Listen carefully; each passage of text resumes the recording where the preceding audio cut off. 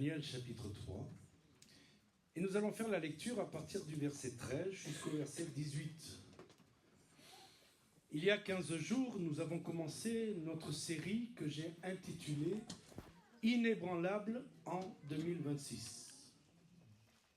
Nous avons vu comment Shadrach, Meshach et Abednego ont refusé de se prosterner devant la statue d'or de Nebuchadnezzar.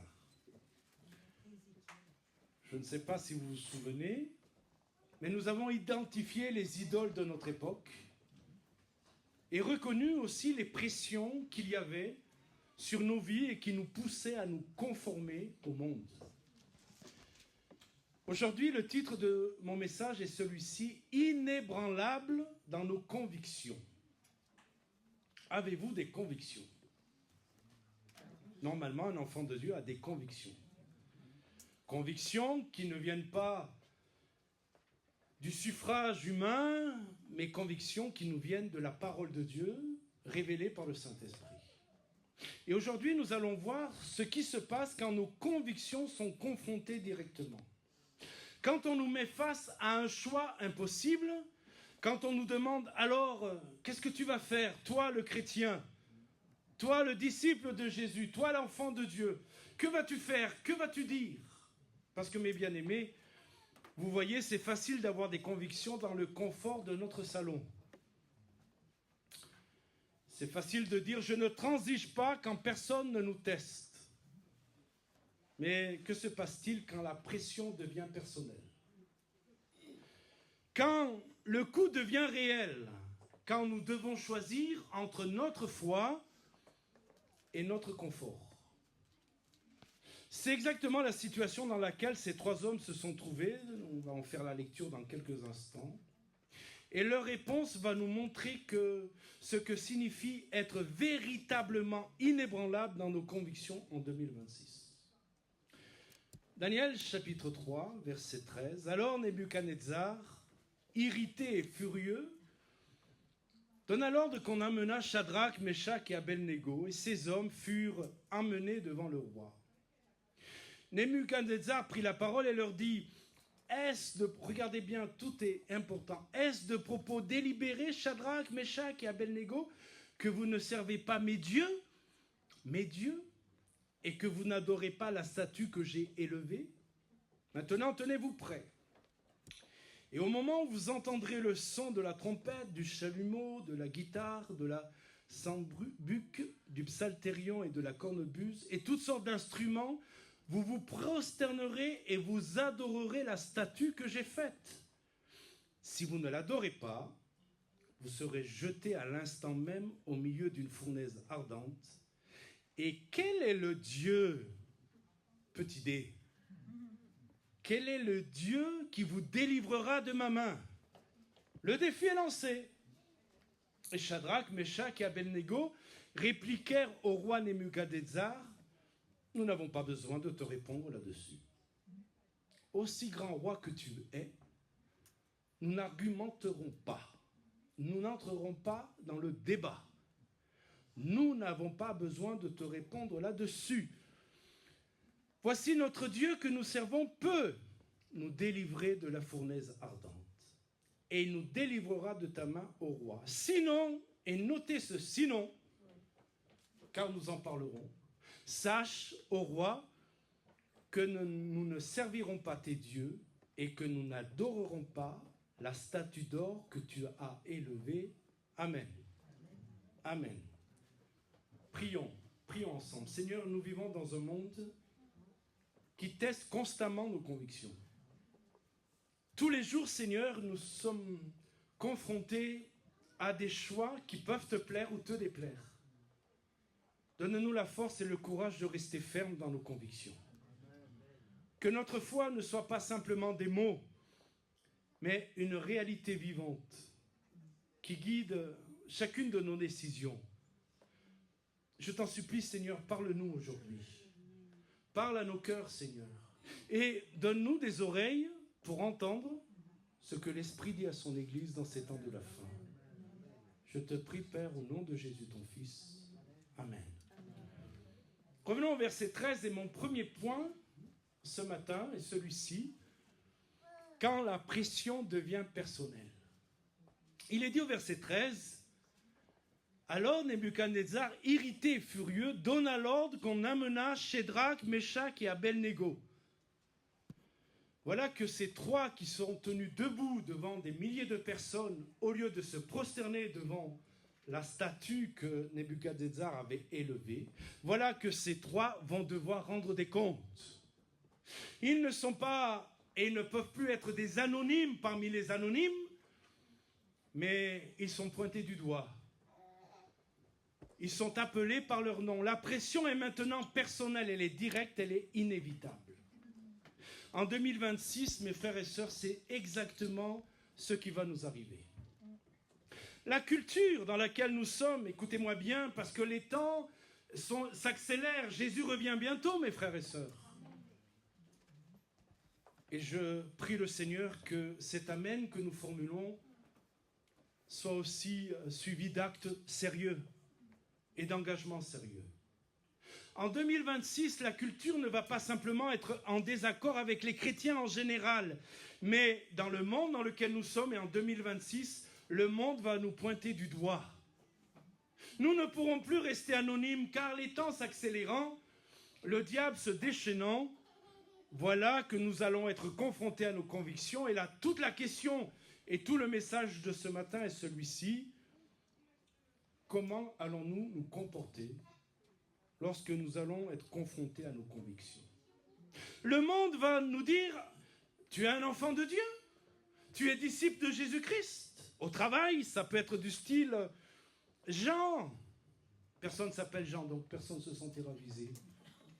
Jean, la déclaration de soutien à la théorie du genre, on a vu que tu ne l'as pas signé de ton nom. Vous êtes avec moi? Tout le monde a signé. Fais-moi un peu de retour. Tout le monde a signé. Toi, tu ne l'as pas signé. Tu n'as pas mis ton nom. Tu peux nous dire pourquoi tu n'as pas mis ton nom?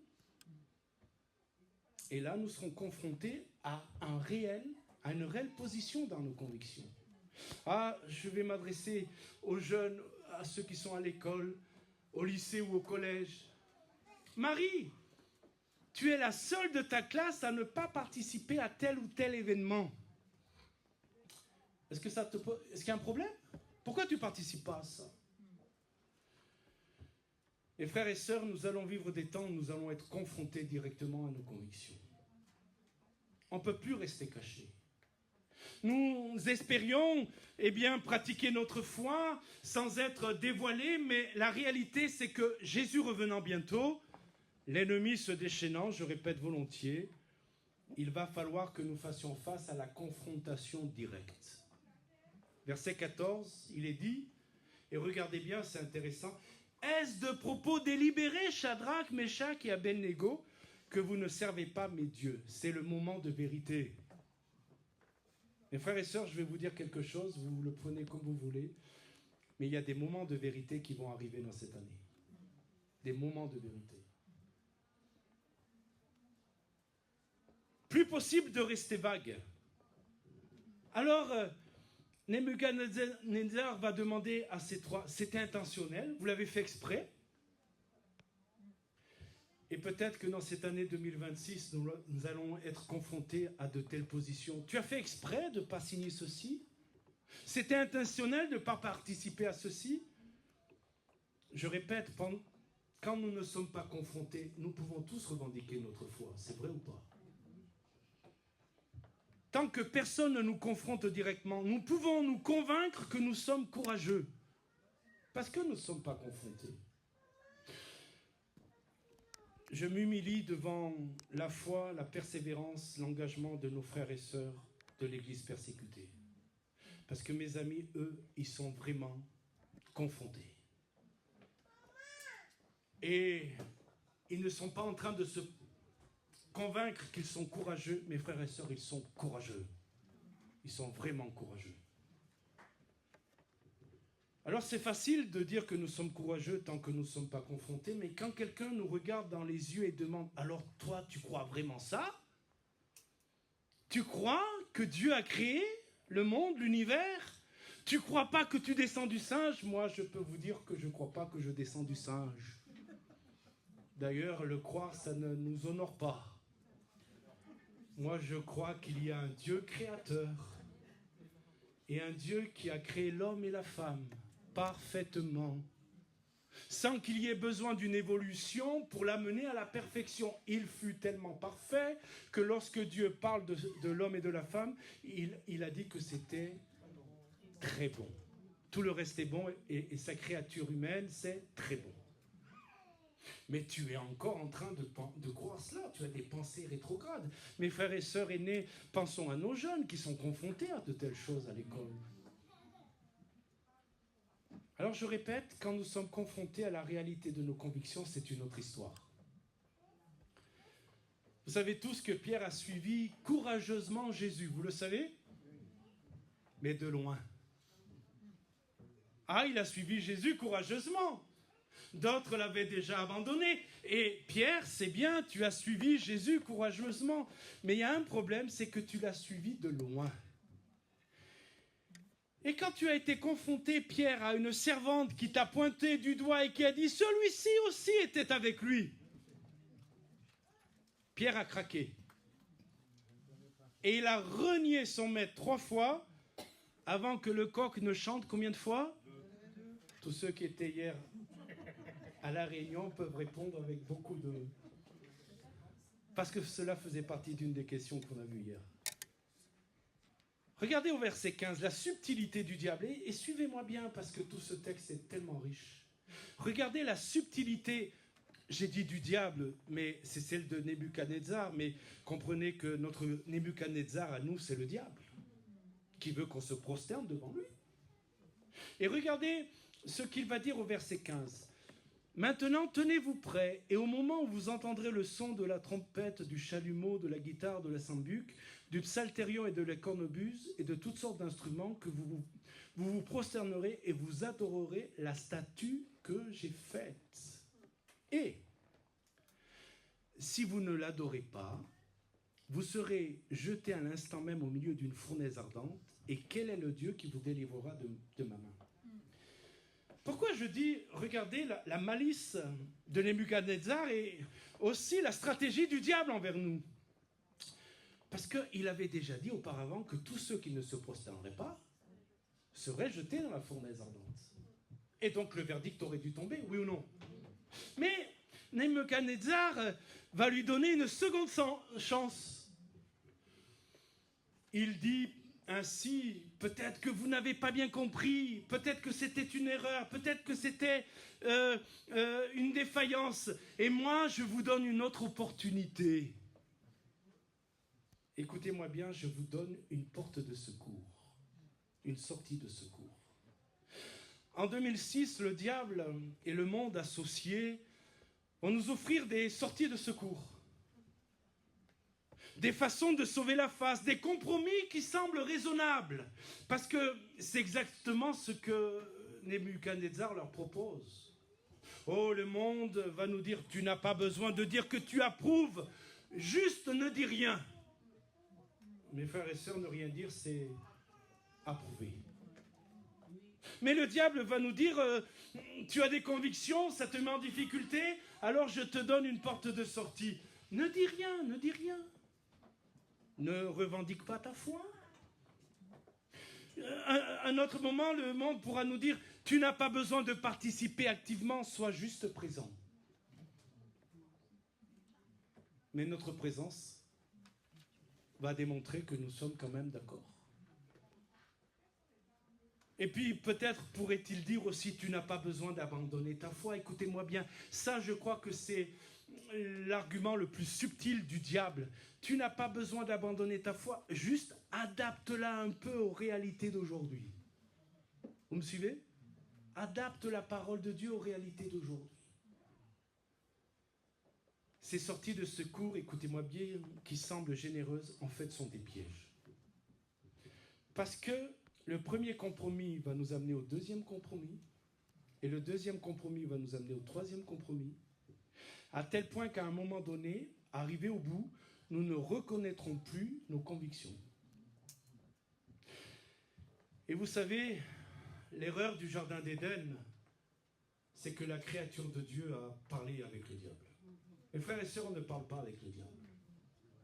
On le réprouve au nom de Jésus. On laisse ni le monde ni le diable nous tourmenter dans nos pensées par des convictions qui ne sont pas les nôtres. Nous les refusons au nom de Jésus. Car dès que vous commencez à parler, vous négociez. Et on ne négocie pas avec le diable. On ne négocie pas avec le monde. Versets 16 et 18, on continue notre réflexion. Nous allons découvrir 3 jeunes qui ont une foi inébranlable. Et ma prière, c'est que dans cette année 2026, nous ayons une foi inébranlable et des convictions inébranlables. Versets 16 et 18, nous avons, et peut-être c'est pas si évident, mais on va le voir, nous avons l'une des plus grandes déclarations de foi de toute l'Écriture. Je vous ai fait remarquer cela, mais lorsque Nebuchadnezzar pose la question à ces 3, leur réponse a été de dire « Nous n'avons pas besoin de te répondre là-dessus ». Vous voyez, ils ne commencent pas à discuter, ils ne négocient pas, ils n'argumentent pas, ils ne mettent pas en avant leur foi, mais ils disent « Tu nous poses une question, on ne te répondra pas ». Quelle assurance! Ils n'ont pas dit « Laisse-nous le temps d'y réfléchir ». Ils n'ont pas dit « Donne-nous du temps pour poser le pour et le contre. Attends Nebuchadnezzar, on va monter un comité là. À 3, on va réfléchir et on revient vers toi dans quelques temps. » Non, non, non. Ils ont dit non. Non. Pourquoi? Ah, et la leçon est là pour nous ce matin. Observer, interpréter, appliquer. Nous allons voir l'application. La leçon est pour nous là ce matin. Pourquoi ont-ils pu résister à cette seconde offre alléchante, mais qui en fait était un piège? Parce qu'ils avaient décidé dans leur cœur d'obéir au Seigneur. Leur conviction était établie et il n'y avait pas besoin de délibérer. Frères et sœurs, en 2026, nous devons avoir des convictions claires. Il y a des choses sur lesquelles on ne va pas négocier. Par exemple, il n'y a aucune négociation possible, aucune ambiguïté sur l'exclusivité du Christ pour être sauvé. La Bible nous dit qu'il n'y a de salut en aucun autre si ce n'est en Jésus-Christ. Pas besoin de délibérer là-dessus. Et mes frères et sœurs, en tant que pasteur et responsable de vos âmes, car je suis responsable de vos âmes, permettez-moi de vous dire de faire très attention avec cet œcuménisme où on essaye de mélanger toutes les religions et de dire que toutes les religions se valent pourvu qu'on soit sincère. Mes frères et sœurs, la sincérité n'a jamais sauvé, c'est la vérité qui sauve. La sincérité nous trompe. La vérité ne nous trompera jamais. Et mes frères et sœurs, je le dis ce matin, même si cela peut déplaire, mais je le dis, nous ne pouvons pas nous associer avec des personnes qui croient que le salut peut être en dehors de Jésus. Le seul qui sauve, c'est Jésus. Le seul qui est mort sur la croix, c'est Jésus. Le seul qui est ressuscité des morts, c'est Jésus. Donc pas de négociation. Vous êtes d'accord? On ne peut pas non plus négocier sur l'autorité de l'Écriture. Nous avons vu cela vendredi soir à ceux qui étaient à la formation. Toute l'Écriture est inspirée de Dieu. Moi, je crois que toute la parole de Dieu est inspirée de Dieu et que toute la parole de Dieu est la vérité. Je crois qu'un Jonas est resté 3 jours et 3 nuits dans le ventre d'un grand poisson, pas une baleine, hein? Un grand poisson. Je crois que Jésus a marché sur l'eau, je crois que Pierre a marché sur l'eau, je crois au miracle. Je crois au miracle.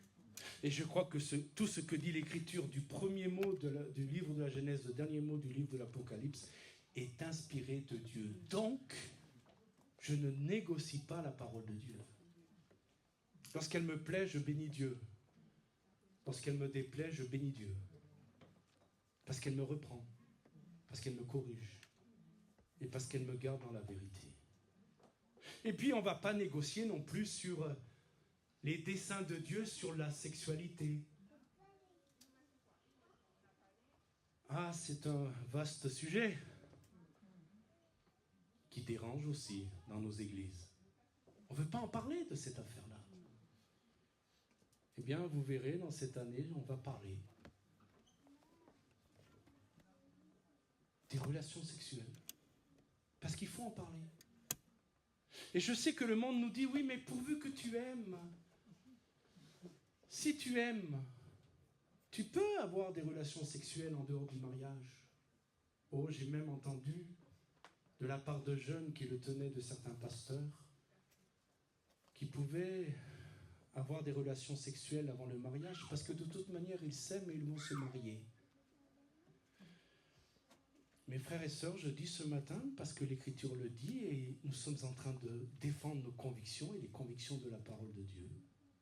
Je vais dire quelque chose qui peut déranger, mais je ne peux pas me taire au risque de vous laisser dans la confusion. Le monde nous dit oui, le Seigneur nous dit toute relation sexuelle en dehors du mariage est un adultère ou de la fornication. Et l'Écriture nous dit que l'un comme l'autre n'hériteront pas du royaume de Dieu. Alors vous voyez mes frères et sœurs que c'est facile d'être courageux dans nos convictions quand nous ne sommes pas confrontés à la réalité de ce que nous vivons. Et quand le Seigneur vient et nous dit mais là il faut corriger, là il ne faut pas être dans la confusion. Mes frères et sœurs, écoutez-moi bien, nos convictions doivent être ancrées dans la parole de Dieu. Et quand nos convictions sont ancrées dans la parole de Dieu, nous n'avons pas besoin de longues délibérations. Nous faisons ce que notre Seigneur nous a montré lors de la tentation, il est écrit. Amen. Et nous restons sur le « il est écrit ». Ensuite, regardez bien, on poursuit. La confiance qu'ils avaient en la puissance de Dieu. Ils vont dire, notre Dieu que nous servons peut nous délivrer de la fournaise ardente et il nous délivrera de ta main, ô roi. En gros, ils font face à ce souverain tyran, Nebuchadnezzar, où tout le monde, rappelez-vous quand même, parce qu'il faut nous remettre dans le contexte, tout le monde est prosterné. 3 se tiennent debout. Et ils confrontent la menace de Nebuchadnezzar en disant, écoutez-moi bien, Dieu est capable. Dieu est capable. En 2026, nous devons avoir cette même confiance. Dieu est capable. Dieu est capable de préserver notre emploi malgré notre position. Vous entendez, mes frères et sœurs? Dieu est capable de nous protéger malgré l'opposition. Dieu est capable de pourvoir financièrement même si nous perdons des opportunités. J'ai vu le témoignage il y a quelque temps d'un jeune homme, c'est pas en France, c'est dans un pays africain qui venait de se convertir au Christ, il venait de l'islam et puis son patron l'a appris, qui était musulman, c'est un pays à majorité musulmane, et il lui a demandé de renoncer à ses convictions, de renoncer à Christ, sinon il était licencié. Et courageusement, ce garçon a dit, je ne renonce pas. Tu peux me licencier. Alors le patron l'a licencié parce qu'il était forcément une menace pour son entreprise. Certainement, il a eu peur que celui-ci contamine tous les autres. Alors ils l'ont licencié. Ce jeune homme a été rejeté par sa famille parce que sa famille était musulmane et il s'est retrouvé à la rue et il priait le Seigneur, il n'avait aucune solution. Et un jour, il a rencontré un ancien camarade de classe lorsqu'ils étaient en formation pour faire des études de comptabilité. Son camarade lui a dit que lui aussi avait rencontré Jésus. Alors, il a été encouragé de voir que d'autres avaient rencontré Jésus. Mais son camarade de classe lui a dit, tu sais, Dieu m'a béni. J'ai monté une entreprise et elle est florissante. Et je cherche un comptable. Et tu es chrétien et je sais que je peux te faire confiance. Tu fais quoi en ce moment? Pas grand-chose. Je t'embauche, tu viens? Et il l'a embauché. Et il a eu 3 fois le salaire qu'il avait avant. Mes frères et sœurs, quand nous sommes fidèles, Dieu est fidèle. Dieu pourvoit.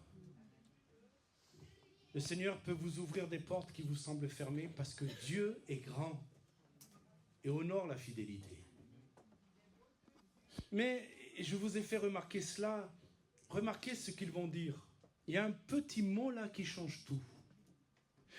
Ils croient que Dieu est capable de les délivrer, mais ils entrevoient le fait qu'ils ne le fassent pas.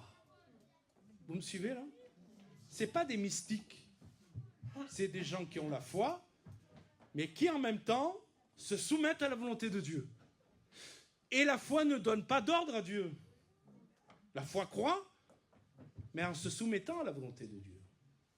Et ils vont dire, regardez bien, sinon sache au roi, sinon quoi? Sinon si notre Dieu ne nous délivre pas de tes mains, nous croyons qu'il est capable de le faire, mais sinon sache au roi que nous ne servirons pas tes dieux.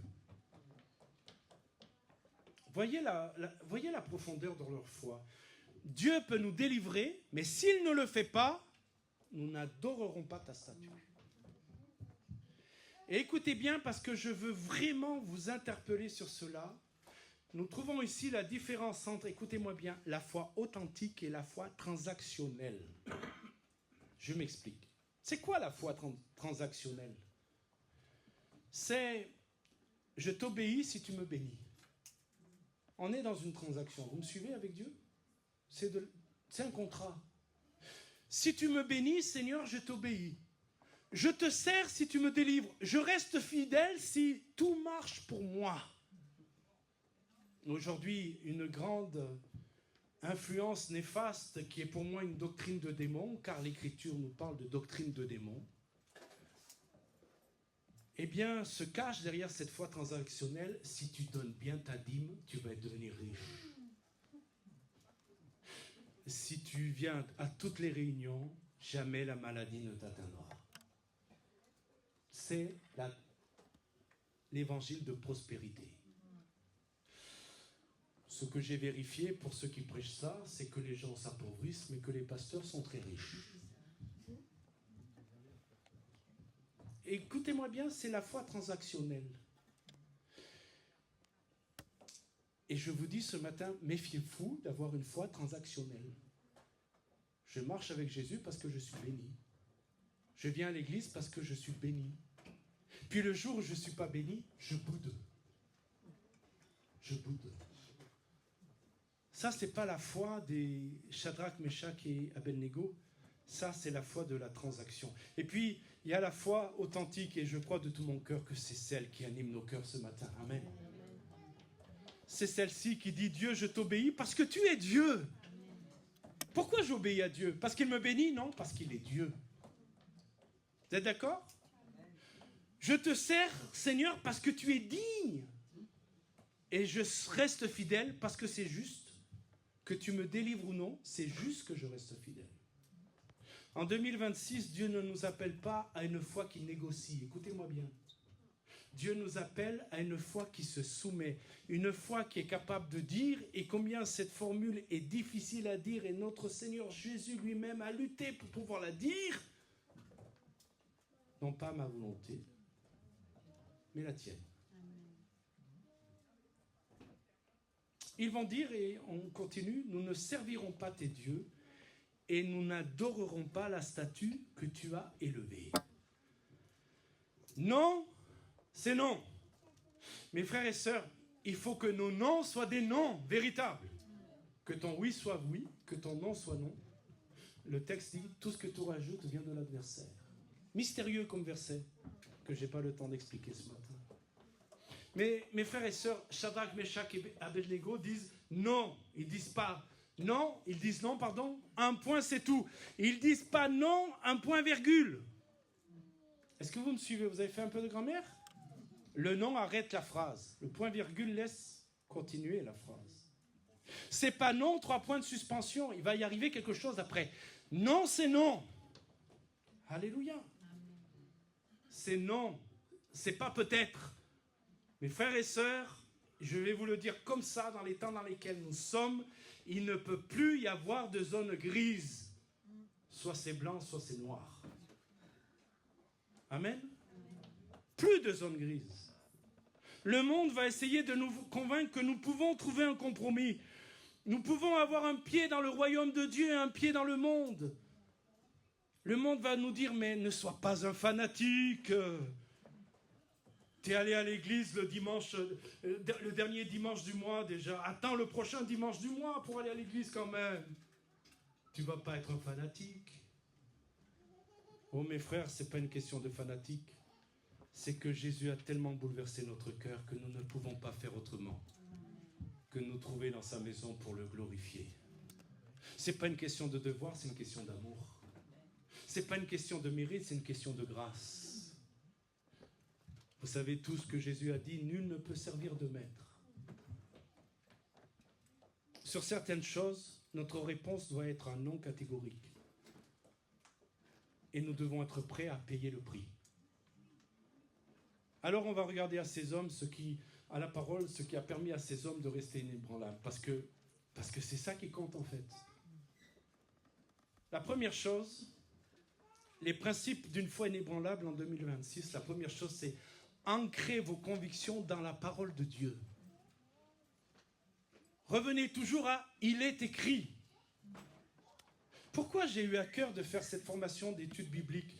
Parce que je crois qu'il faut que le peuple de Dieu s'empare pleinement de la parole de Dieu.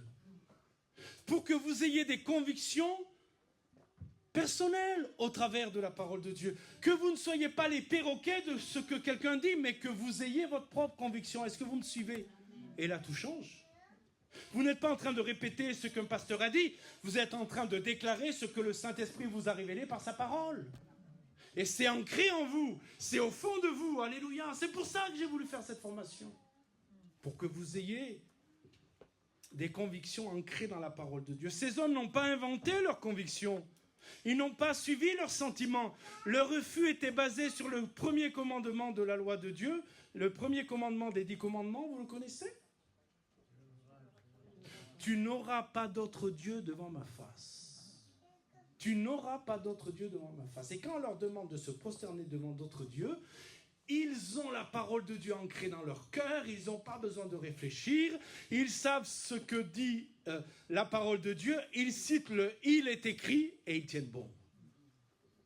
En 2026, avec toutes les opinions qui circulent, si vous regardez un peu Internet, vous allez voir mais que c'est fou ce qui circule. Hein? Oui ou non?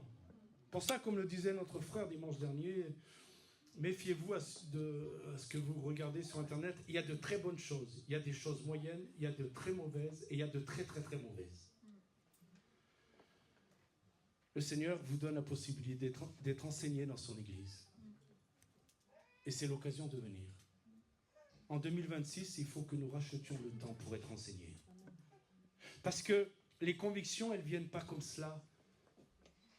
Nous devons être ancrés dans la parole de Dieu, pas dans la culture chrétienne, écoutez-moi bien, pas dans les traditions, pas dans ce qui est populaire, pas dans les slogans de soi-disant influenceurs chrétiens. Je suis effaré de voir tous ces influenceurs-là, tous ces gens qui se autoproclament pasteurs, mais ils disent des âneries plus grosses qu'eux. Et si vous n'êtes pas ancrés dans la parole, écoutez-moi bien, vous allez les gober, ces âneries. Parce que vous n'avez pas le « il est écrit » pour contrebalancer l'erreur. Vous êtes avec moi? La deuxième chose qu'ils ont fait et que je vous invite à faire, préparez-vous à la crise. Préparez-vous à la crise. Le diable est en train de taper fort en ce moment. Sur l'église d'Aurillac, le diable est en train de taper fort.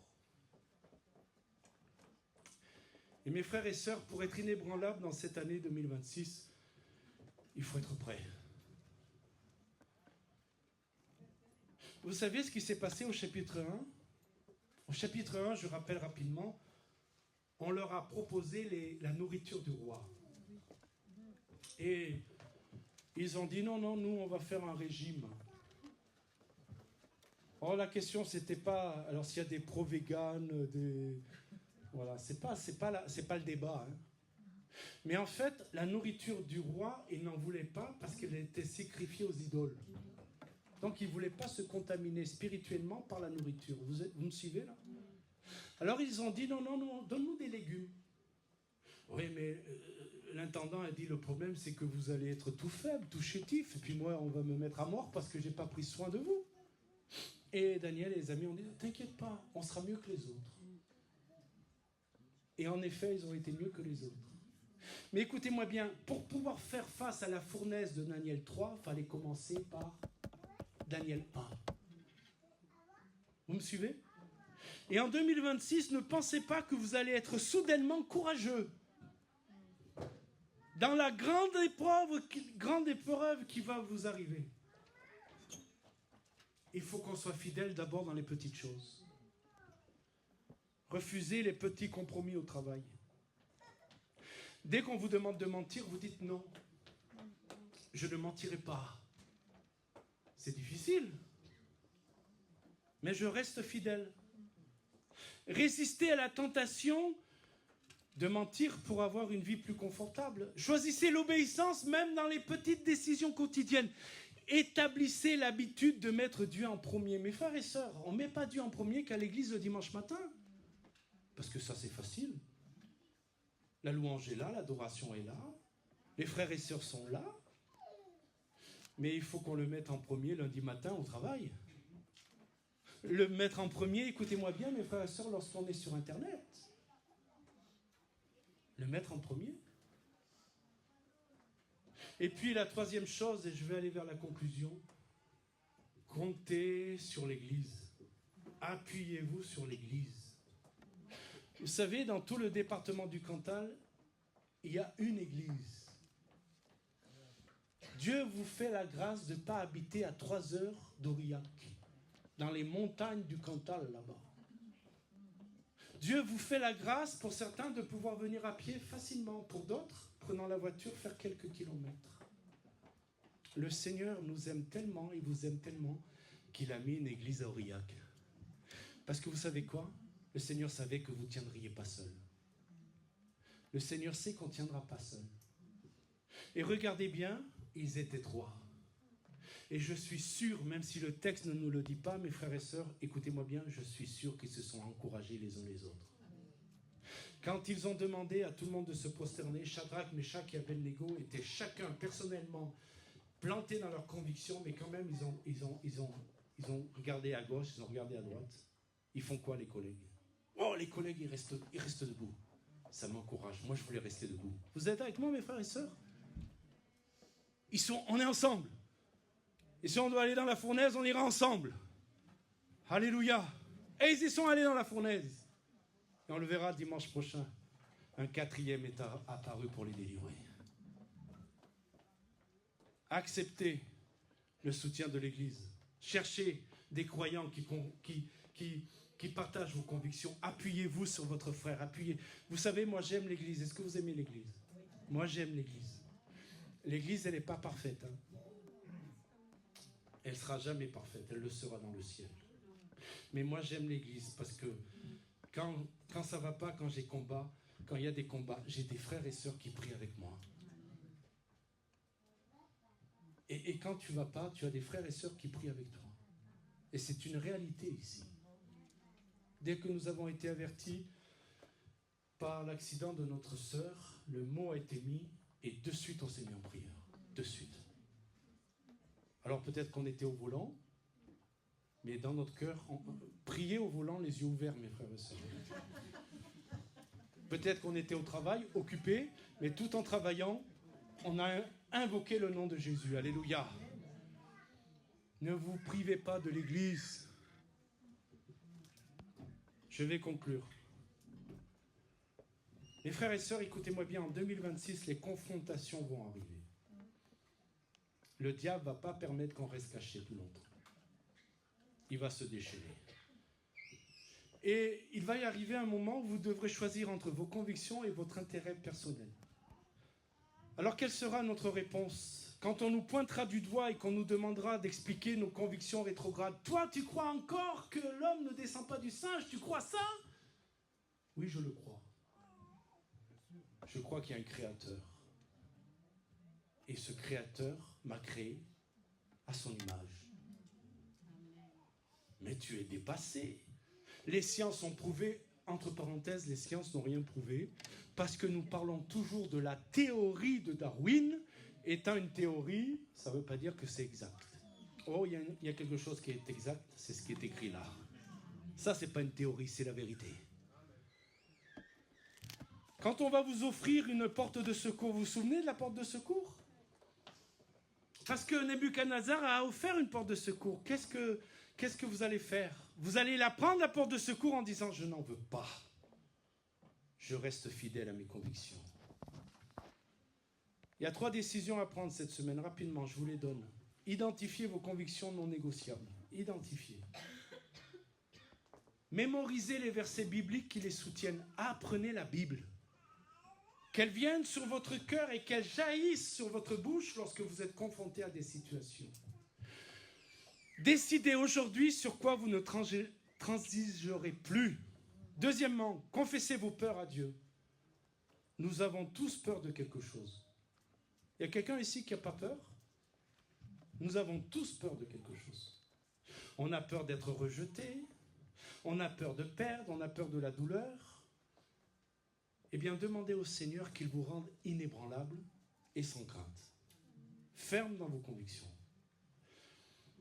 Et troisièmement, engagez-vous envers votre communauté. Rejoignez votre église.